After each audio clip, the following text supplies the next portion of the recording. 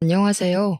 본의 아니게 남의 집 재산 다툼에 휘말렸다가 대운을 얻게 된 40대 기혼 남자입니다. 일단 제 소개를 하자면 저는 고아입니다.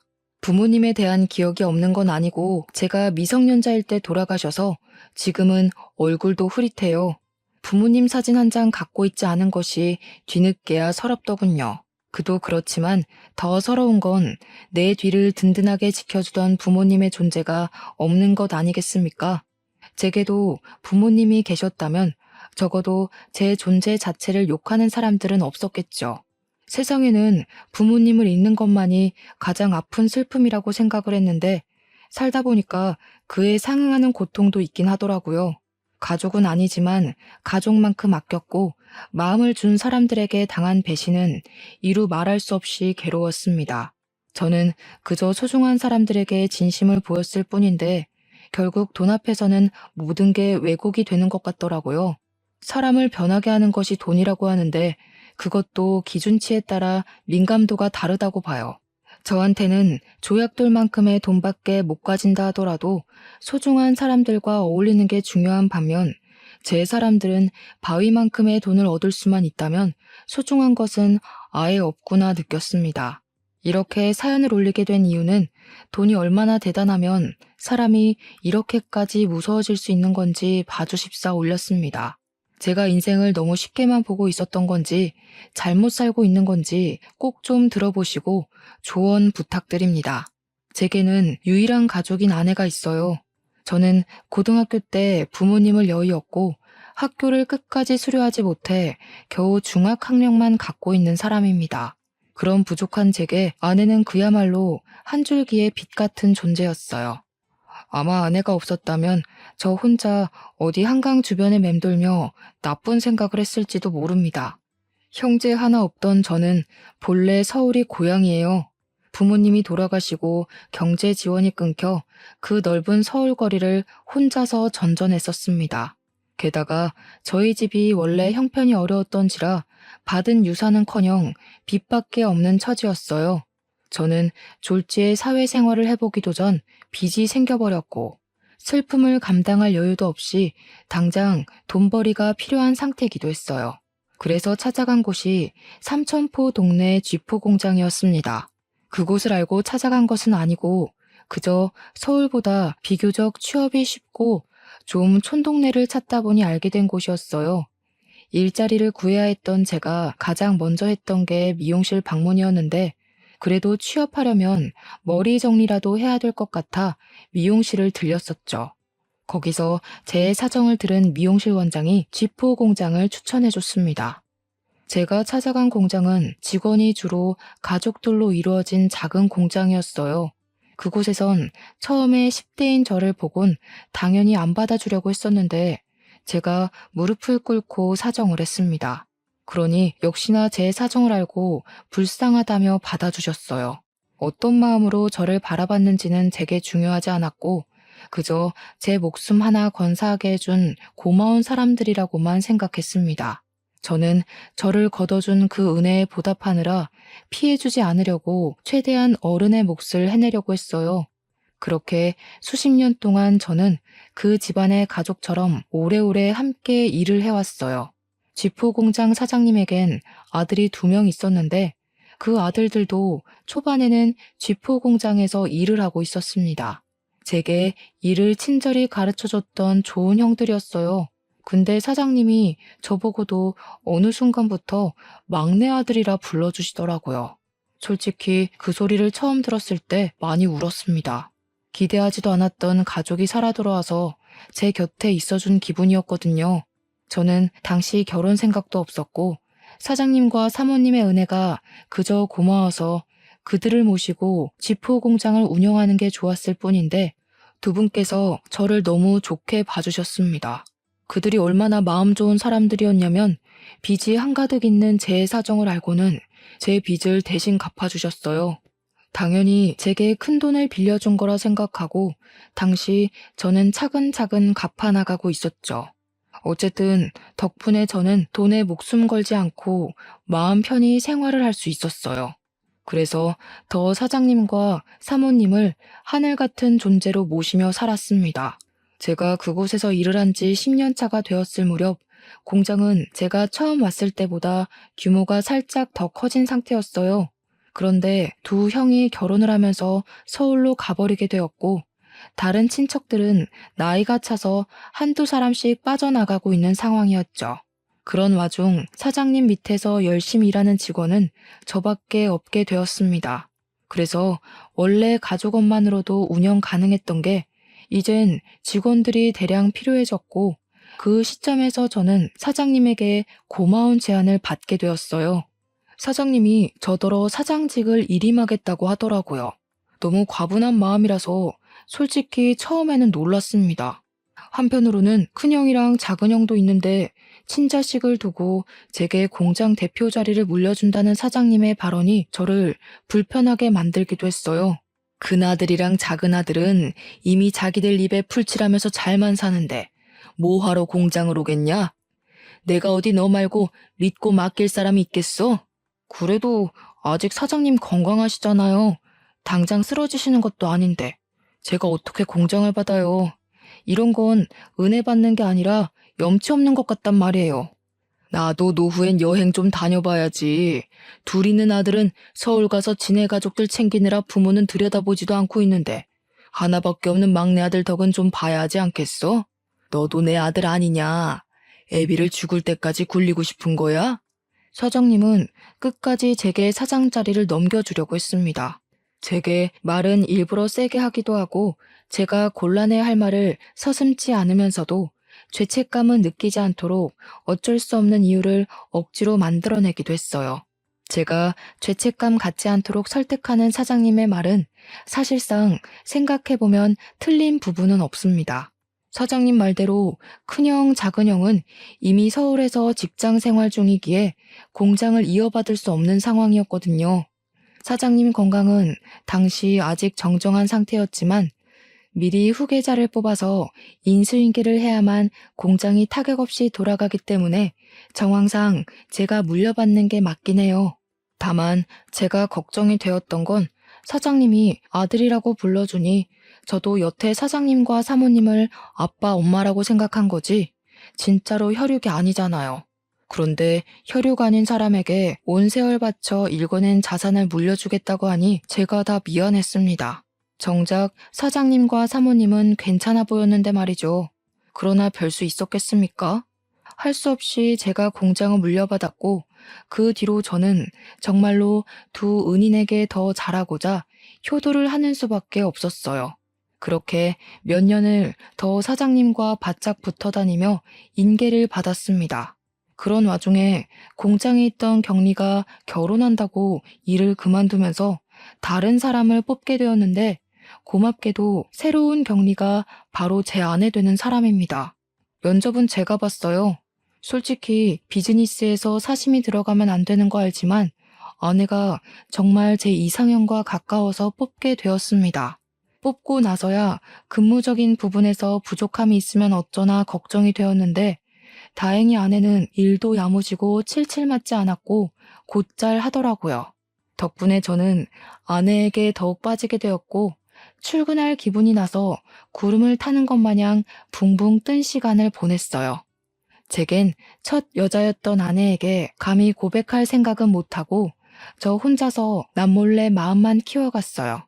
그런데 놀랍게도 한날 아내가 먼저 제게 호감을 표시해 주더라고요. 아내가 하는 말이 자기가 호감을 느낀 것도 사실이지만 먼저 고백을 할 수 있었던 건 제 얼굴에 감정이 다 티가 나서 제 마음을 모를 수가 없었다고 했어요. 제가 자신을 좋아한다라는 걸 확신할 수 있었기에 아내도 고백할 용기가 있었다고 했습니다. 참 멋없는 시작이었지만 그래도 좋았습니다. 저는 그렇게 제게 과분한 아내와 사귀게 되었고 결혼까지 약속하게 되었어요. 정말 감사하게도 사장님은 제가 친아들처럼 혼수까지 해주시더라고요. 괜찮다고 나도 모은 돈 많다고 했는데도 사장님은 늘 제게 고마운 말로 저의 입을 다물게 했습니다. 아들한테 혼수 안 해주는 부모도 있다냐? 자식이 진짜 나를 닮기라도 했나? 와이프 되는 사람도 참 이쁜 여자로 골랐다. 나도 네 엄마랑 결혼하려고 몇 년을 쫓아다녔는데. 쓸데없는 소리 한다 또. 균성아, 필요한 거 있으면 우리한테 얼마든지 말해. 신혼집은 당연히 남자가 해가야 되는 거 알지? 집은 공장이랑 가까운 데로 계약했는데 시간 나면 괜찮은지 보고 와라. 남자는 태어나서 딱 3번만 울어야 된다는데 저는 그날로 3번째 울음을 보였어요. 부모님이 돌아가셨을 때 처음 울었고 사장님이 아들이라고 불러주셨을 때 2번 울었습니다. 그리고 제게 든든한 부모가 되어준 사장 사모님의 마음을 선물 받았을 때 3번째로 울게 되었네요. 저는 결국 사장 사모님의 고집을 꺾지 못해 작은 아파트까지 선물을 받아버렸어요. 형들도 와이프까지 데리고 삼천포로 내려와서 제 결혼을 축하해주는 성의를 보여줬고요. 저를 지지하는, 사랑하는 사람들이 전부 제 곁에 있었습니다. 정말 완벽한 삶이라 생각했어요.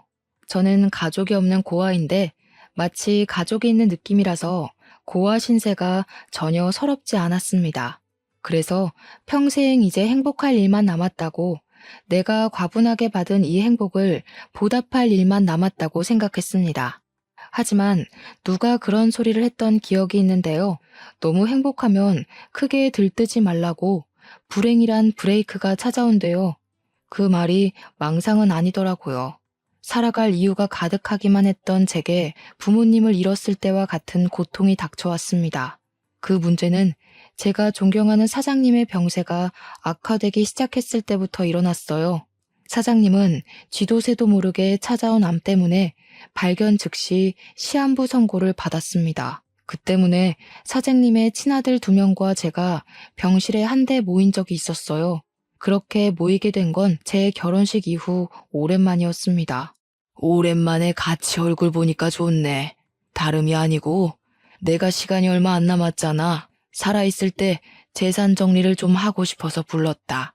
그 자리에서 사장님은 자기 멀쩡할 때 재산 얘기를 하고 싶었다고 하면서 입을 떼기 시작했어요. 당연히 저는 남의 일이라고만 생각했습니다. 다시 말하지만 가족처럼 살긴 했어도 저는 친가족이 아니잖아요. 그런데 사장님이 하는 말은 제게도 충격이었어요.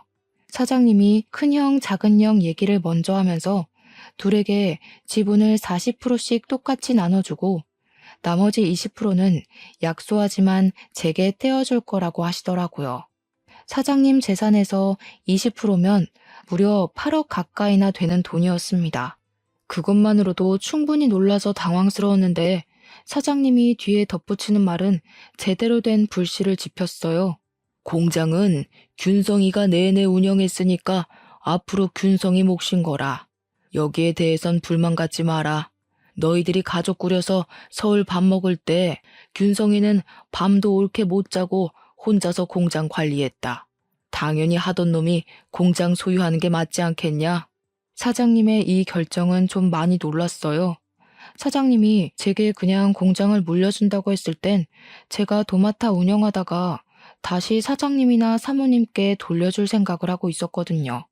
사장님 말대로 공장까지 제게 넘어와 버리면 사실상 큰형이랑 작은형 대비 제게 떨어지는 상속 비율이 크게 차이나지 않았기 때문이에요.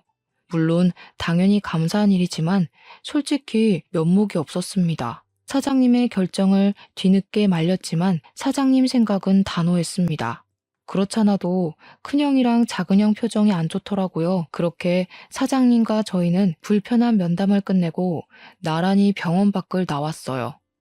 병원 입구를 나오자마자 큰형과 작은형이 차가운 목소리로 말하더라고요. 정말 처음 듣는 목소리였습니다. 가족 해줬더니 집안 돌아가는 꼴 참 우습다. 안 그래 균성아? 넌 좋겠어. 아무것도 없이 우리 가족 안에 들어왔다가 재산까지 받게 생겼으니까. 이 정도면 인생 역전 수준 아니냐? 고아가 억대 자산가가 됐네. 그러게 말이야. 아무리 그래도 친자식만큼 받아가는 건 좀 아니지 싶다. 어떻게 굴러 들어온 돌이 박힌 돌을 빼려고 하냐? 우리 없는 사이에 아빠한테 얼마나 알랑방귀 낀 거야. 대단하다. 역시 2형은 재산 때문에 기분이 안 좋은 듯 했습니다. 그래서 저는 형님들에게 나는 아무것도 받지 않아도 된다고 사장님을 내가 설득해 보겠다고 했더니 큰형이랑 작은형이 손사래를 치면서 그렇게 나오면 자기들이 나쁜 놈 되지 않냐고 그냥 받으라고 하더군요. 그렇게 떠나버린 형님들은 서울 잘 도착했냐는 제 문자를 대놓고 씹었습니다. 사랑하는 형제들과 사이가 틀어져 버린 것 같아 많이 속상했어요. 그 불편한 일이 찝찝하게 마무리된 것 치곤 굉장히 잠잠한 시간을 흘려보냈습니다. 그럼에도 저는 상속 문제 때문에 혼자 계속 마음이 편치 않았고 사장님 병간호를 병행하면서 사장님을 설득해 보기도 했어요. 그랬더니 형님들 말대로 사장님은 제게 형들이 뭐라고 쪼더냐 하면서 형님들을 안 좋게 생각하더라고요. 저는 관계가 더 멀어지는 것 같아 사장님에게 더는 말을 꺼낼 수 없었습니다. 소가리를 심하게 하다 보니까 점차 제 기력이 초췌해져 갔어요. 그런 제게 힘이 되어준 건 제 아내였어요. 아내는 언제나 제 선택을 존중하겠다고 했고 제가 무슨 선택을 해도 내 잘못 아니니까 너무 상심하지 말라며 위로를 했어요. 그러면서 매일같이 맛있는 밥을 차려주고 약도 챙겨주고 열심히 제 내조에 힘을 썼죠. 저 때문에 제가 사랑하는 사람들 사이에 균열이 생기는 것 같아서 솔직히 두려웠고 다 버리고 떠나고 싶기도 했거든요. 그런데 아내를 보고서 제가 할 수 있는 데까지 노력해보고자 마음을 단단히 먹을 수 있었어요. 하지만 역시나 저의 찝찝했던 기분은 괜한 것이 아니었나 봐요. 어느 날 새벽에 사모님한테 전화가 왔는데 저더러 집에 좀 와줄 수 있냐고 하는 겁니다. 전화상으로도 느껴질 만큼 사모님 목소리가 안 좋았어요. 바로 일어나 옷을 갈아입는데 아내도 깨서는 같이 가자고 하더라고요. 사장 사모님이 제게 부모 같은 존재다 보니까 아내도 자연스레 사장님 내외를 시부모처럼 모셨거든요. 저희 둘은 얼른 챙겨서 그 야밤에 사장님 집을 향했습니다. 사장님 집과 저희 집은 공장 주변에 있어서 아주 가까웠어요. 걸어가도 되는 거리여서 급히 뛰었습니다. 집에 들어갔더니 집이 어질러져 있더라고요. 사모님은 거실 한가운데 서서 아무래도 강도가 든 것 같다면서 벌벌 떨고 있었습니다. 너 아빠 간병한다고 한동안 집을 안 왔었잖아. 짐 좀 챙기려고 와봤더니 세상에나 이 지경으로 되어 있지 뭐니? 우리 집에 올 사람이 없는데 왔다고 해도 애들이면 연락을 했을 거고 이렇게 집을 엉망으로 해놓지도 않았겠지. 아내가 불안해 떠는 사모님의 손을 잡아주었고 저는 일단 경찰에 신고를 했습니다. 그리고 사모님에게 뭐 없어진 거 없는지 찾아보자 했어요. 고맙게도 며느리가 사모님 곁에 딱 붙어서 같이 움직여 주더라고요. 저는 혼자 다른 방에서 이것저것 뒤집고 있었는데 나중에 사모님이 소리를 질러서 그곳으로 뛰어갔습니다. 사모님이 침대 밑에 서랍을 허겁지겁 뒤지면서 무어라 중얼거리더라고요. 없어진 거 있냐고 하니까 사모님이 큰일 난 목소리로 말했는데요. 아휴, 어떡하니? 너네 아빠 유언장이랑 공장 땅 매매 계약서가 없어. 중요한 거라서 일부러 침대 밑에 넣어둔 건데. 여기는 우리 식구들밖에 모르는 곳이거든. 이거 어쩌면 좋니? 응? 사모가 식구들만 아는 곳이라고 하는데 그 순간 속상하게도 촉이 딱 오더라고요. 큰형과 작은형이 가장 먼저 떠올랐어요. 정황상 따져보더라도 진짜 도둑이 아닌 이상 사장님이나 사모님, 형님들 중 범인이 있다는 건데 사장님이 자기 걸 도둑질했을 리는 없잖아요. 더군다나 사장님은 입원 상태라 외출이 불가한걸요. 그래서 저는 그 자리에서 바로 큰형과 작은형한테 전화를 넣었습니다. 나란히 부재 중이었어요. 저는 일단 우리 집으로 사모님을 모셨고 아내한테 사모님을 부탁한 뒤 그 새벽에 서울로 올라갔습니다. 큰형과 작은형 집 주소를 알고 있어서 둘을 찾아내는 건 어렵지 않았어요. 갔더니 둘이 아주 똑같은 반응이더라고요.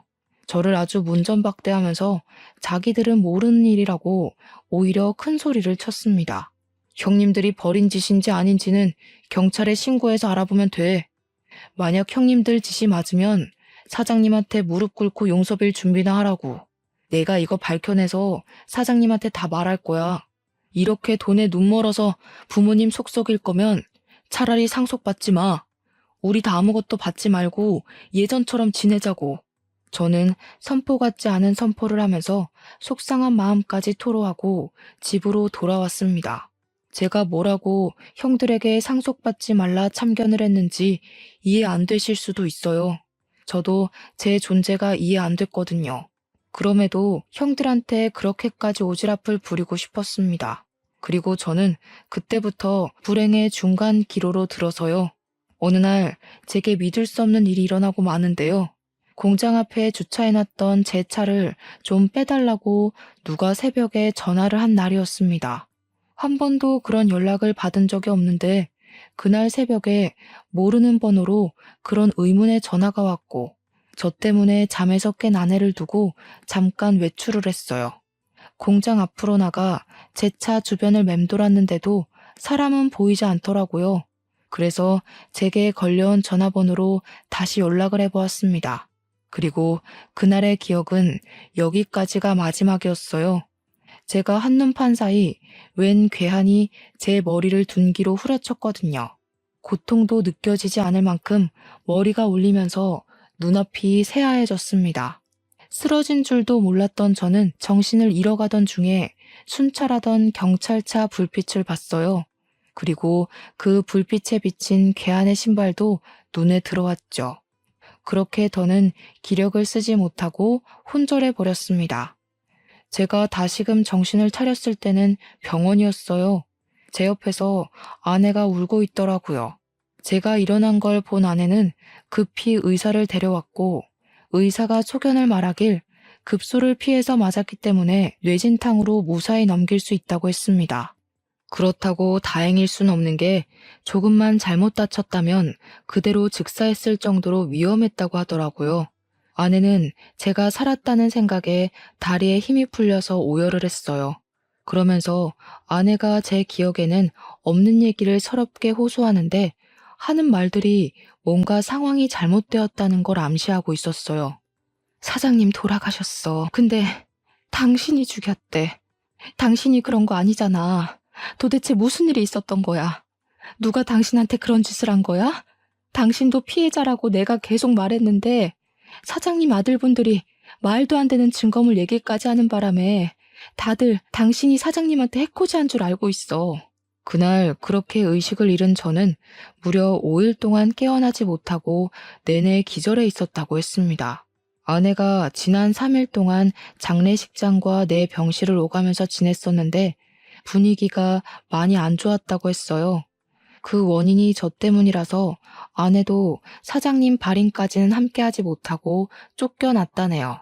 그러니까 당시 제가 사장님을 죽인 가해자라고 여론이 몰려있는 상황이었다는 겁니다. 사장님 장례식장에서 큰형이랑 작은형이 알 수 없는 증거물을 기반으로 저를 가해자로 몰았다고 했어요.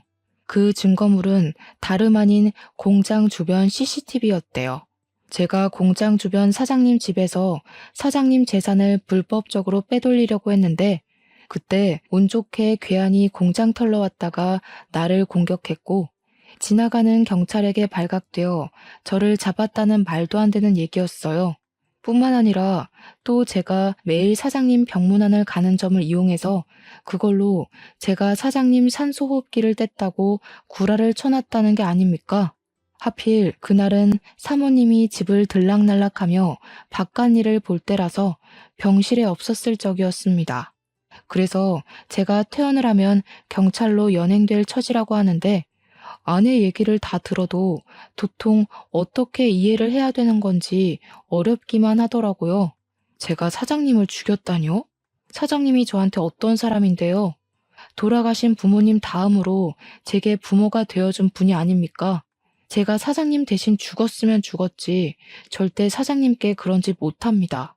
대체 일이 왜 이렇게 됐나 곰곰이 생각하고 있는 와중 아내가 한마디 더 붙였는데요.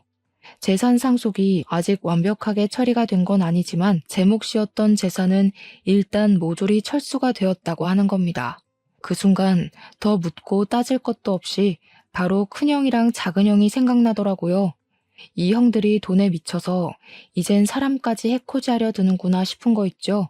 막 나가는 형들을 이대로 두면 안 될 것 같았습니다. 저는 아내한테 폰을 달라고 했고 당장 사모님한테 전화를 걸었어요. 사모님이 계속 부재 중이더라고요. 아내 말로는 아마 사모님도 제게 큰 실망을 했을 거라고 하더군요.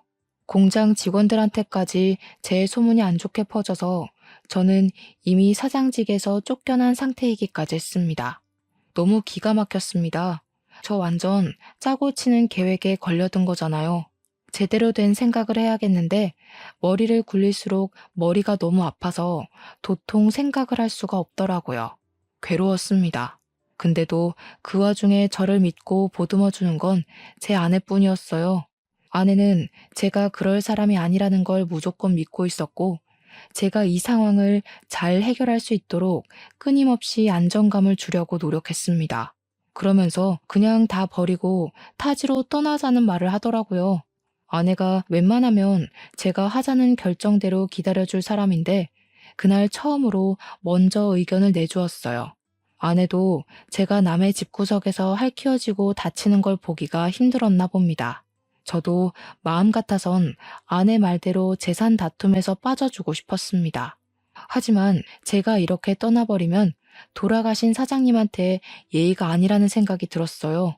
사장님이 정말로 명줄이 다해서 돌아가신 게 아니라 누군가에게 피살된 거라면 그 진상을 밝혀야 되지 않겠습니까? 그게 수십 년 동안 아들도 아닌 남의 집 자식을 제 아들처럼 안고 키워주신 사장님에 대한 마지막 효도라고 생각했어요. 저는 몸을 움직일 수 있을 정도로만 회복을 하고 몰래 퇴원을 했습니다. 그리곤 경찰에게 연락 않고 몰래 공장을 찾았어요. 그러니 공장 직원들이 저를 보자마자 꺼지라고 물 뿌리고 침 뱉고 난리를 치더군요. 깜빵에 있어야 할 놈이 어떻게 밖을 싸돌아다니냐는 둥, 사장님이 나를 얼마나 아꼈는데 그런 파렴치한 욕심을 품냐는 둥, 저를 썩은 놈으로 보고 있었습니다. 저는 당연히 제 짓이 아니라고 해명했어요. 하지만 애초에 다들 제 말을 들어줄 생각이 없는 것 같더라고요. 빗자루까지 들고 와서 저를 패길래 저는 아내가 위험해질까봐 얼른 그 자리를 빠져나왔습니다. 그리고 그 다음엔 사장님 집을 찾아갔어요. 초인종을 눌렀더니 사모님의 다 죽어가는 목소리가 저를 안 보고 싶다고 문전박대를 하시더군요. 저 혼자 왔으면 사모님이 끝까지 집에 안 들였을 텐데 옆에서 아내가 사모님에게 사정하며 설득해서 끝내 저희 둘 다 집안에 들어갈 수 있었습니다.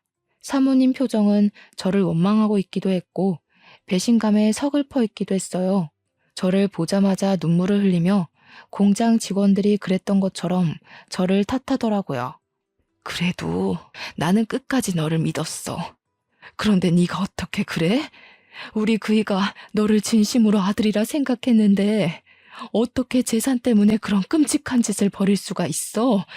이 양심 없는 놈아, 너는 여길 찾아올 자격도 없어. 저를 원망할 수밖에 없다는 거 알아요. 근데 제가 그런 거 아니에요.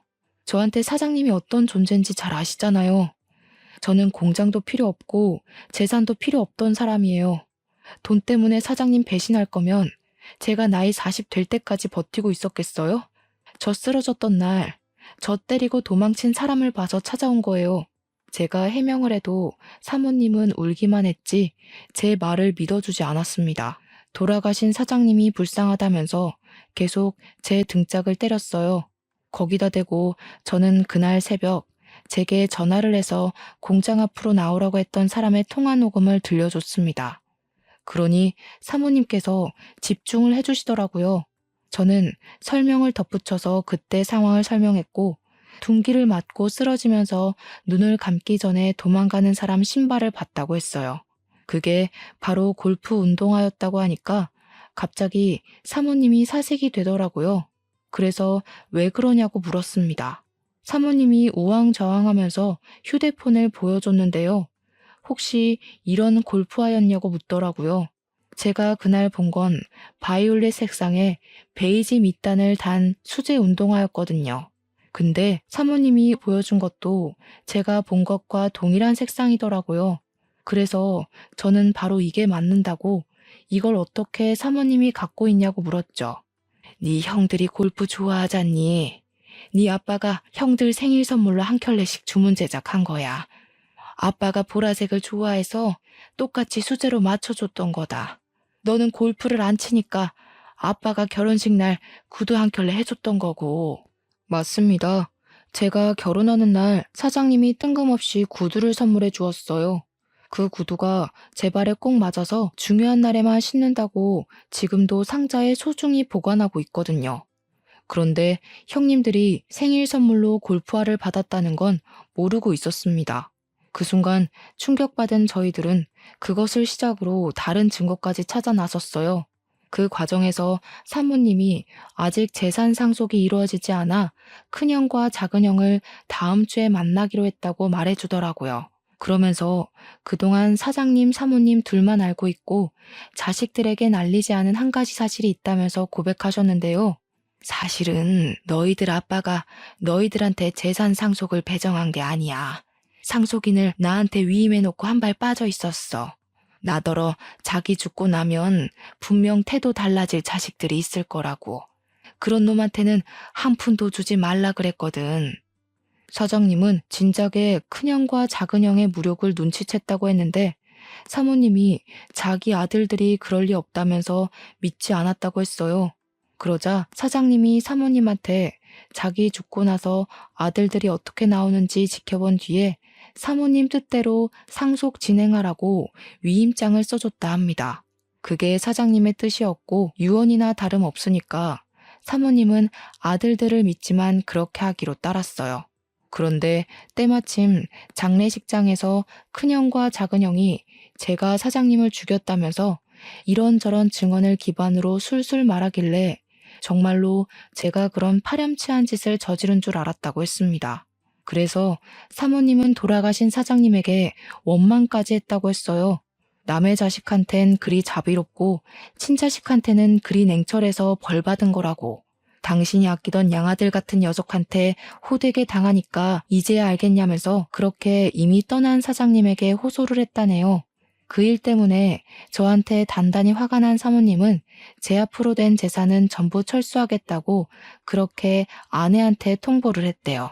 아내가 제 알리바이를 대줬지만 사모님뿐만 아니라 이미 당시 여론이 저를 등져버려서 아무도 아내의 말을 믿지 않았다고 했습니다.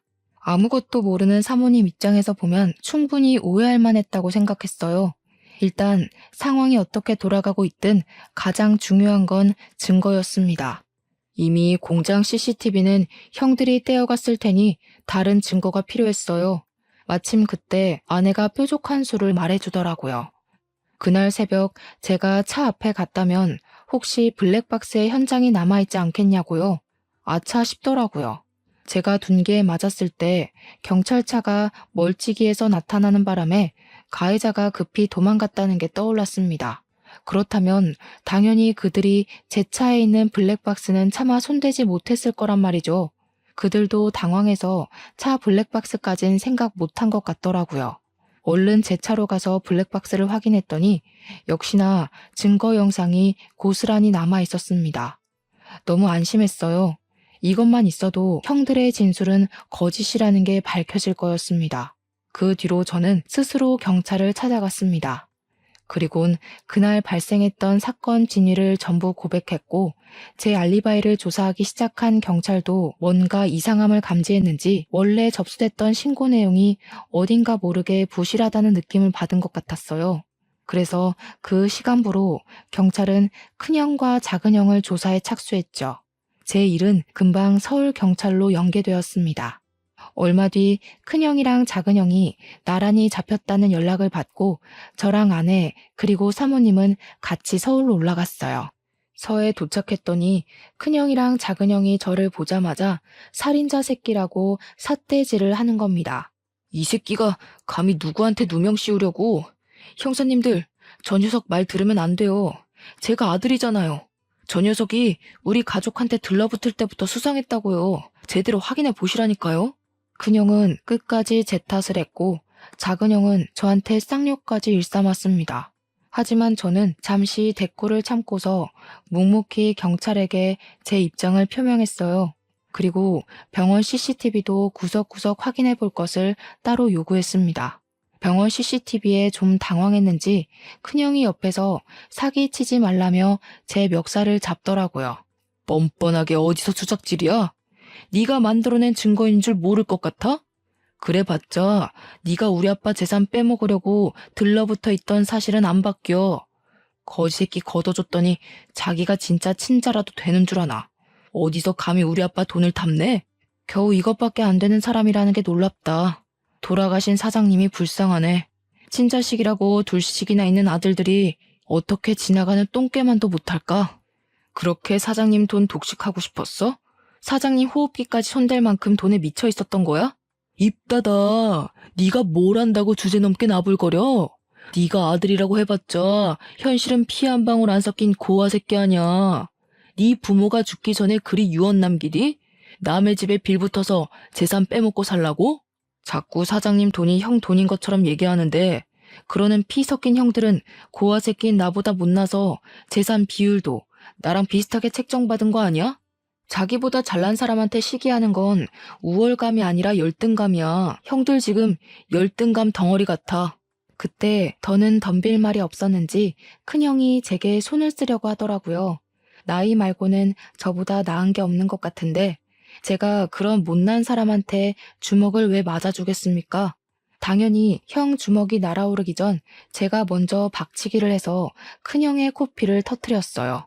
큰형 바로 저를 놓고 비명을 지르며 구부러지더라고요. 눈물이 찡 올라온 모습이었습니다. 형들이 날고 기어봤자 상속은 이미 사모님 몫이야. 날 제거할 게 아니라 사모님한테 효도를 했어야지. 그 정도 나이 먹고도 내가 하나하나 가르쳐줘야겠어? 무슨 소리야? 엄마 몫이라니. 아빠가 이미 우리한테 상속한다고 구두 약속했잖아. 유언장에도 그렇게 쓰여있다고 어디서 사기를 치려고 해? 바로 확인시켜줘? 유언장은 분명 의문의 강도에게 도난당했을 적이었습니다. 작은 형은 자기가 어떤 실수를 하고 있는지 모르고 있는 것 같더라고요. 신기하네. 유언장은 얼마 전 도둑 맞았는데 형 말은 꼭 그 유언장을 갖고 있다는 걸로 들린다. 뭘 조작해놨든 그 가짜 유언장이 뭔 소용이겠어. 이미 사장님이 사모님한테 상속인 위임했어. 사모님한테 위임장도 따로 있고. 아, 이렇게 말하면 너희들 엄마도 해코지한 뒤에 나한테 누명 씌울 건가? 큰형이랑 작은형은 계획이 틀어졌다는 것에 크게 당황하며 표정으로 드러냈습니다. 뭔가 잘못되고 있다는 걸 얼굴로 티냈어요. 그 와중에 병원 CCTV를 확인하러 갔던 경찰한테서 연락이 왔는데요. 영상에는 제가 먼저 병문안 다녀온 뒤 간호사들이 몇 번 왔다 갔다 했고 그 다음에 형들이 들락날락한 정황이 드러났는데 형들이 병실을 나가고 나서 수상쩍게 두리번거리는 것이 포착되었답니다. 그리곤 몇 분 뒤에 다시 병실로 들어간 간호사가 순간 급하게 뛰쳐나오더니 의사를 불러와서는 병실에 있는 사장님 침상을 끌고 임종실로 옮기는 게 드러났다네요. 형들 집을 압수수색한 경찰들도 형들 집에서 위조된 유언장과 절도한 땅 문서까지 발견했다고 했습니다. 빼도 박도 못하고 쉽게 발각된 증거들 때문에 큰형과 작은형은 더 이상 할 말을 잃고 좌절했어요. 그리곤 그제야 저와 사모님께 용서를 구하면서 악의는 없었다고 무릎을 꿇었습니다. 형들은 더 지체할 것 없이 그 자리에서 구속이 되었어요. 연행당하는 아들들을 보면서 사모님은 울며 불며 자식들을 패기 시작했습니다. 도대체 균성이한테 무슨 짓을 한 거냐? 아무 잘못 없는 아이한테 왜 그런 짓을 했어? 너희들이 그러고도 사람이야? 이제 네 아빠 얼굴을 어떻게 보니? 그래도 내 배 아파 낳은 자식이라고 끝까지 편을 들었는데 어떻게 엄마 마음을 이렇게 찢어놓을 수가 있어? 며느리는 사모님을 보필하면서 주저앉는 사모님을 보듬어 주었습니다. 형님들 둘은 아무 말 없이 고개만 숙인 채 형사가 가는 대로 멀어졌어요. 그리고 저희는 서울에서 내려오게 되었죠. 그 뒤로 들은 소식이 당연히 자기 아빠를 죽인 형들은 징역살이를 살게 되었는데요. 문서 위조에 절도죄까지 포함되어 형량이 제법 나왔어요. 사모님께서 출소한 아들을 맞이할 수 있을지도 모를 정도로 길었습니다.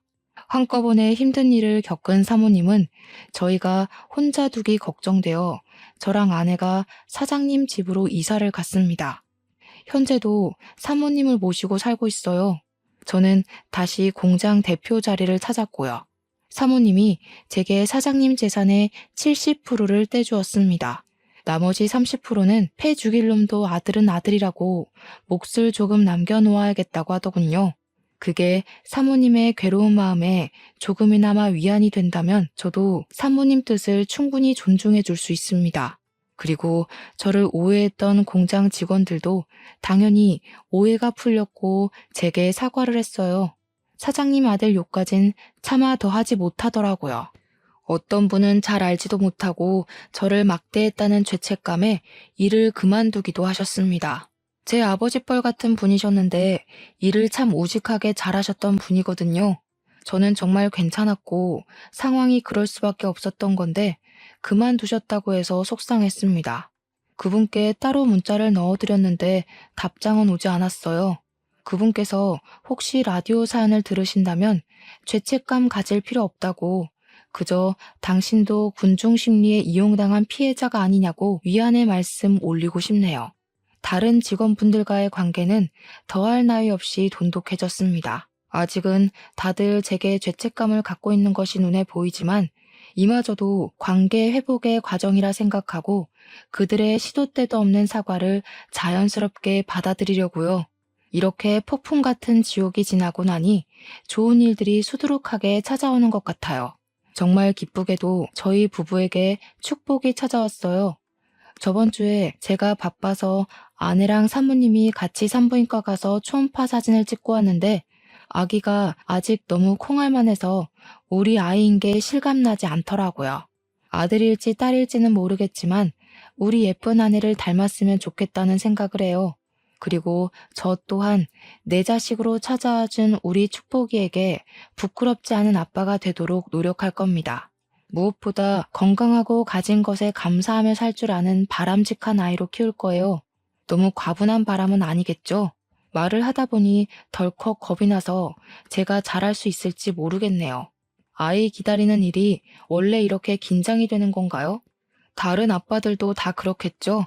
아무튼 저랑 아내 그리고 제게 어머니와 같은 사모님까지 저희는 곧 새로 생길 식구인 아이를 만날 그날만 손꼽아 기다리면서 한동안 설레는 시간을 보낼 것 같습니다.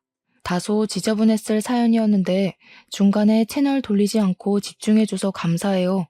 청취자분들 인생은 태풍 길 없이 산들바람만 이는 삶이길 바랍니다. 행복하세요.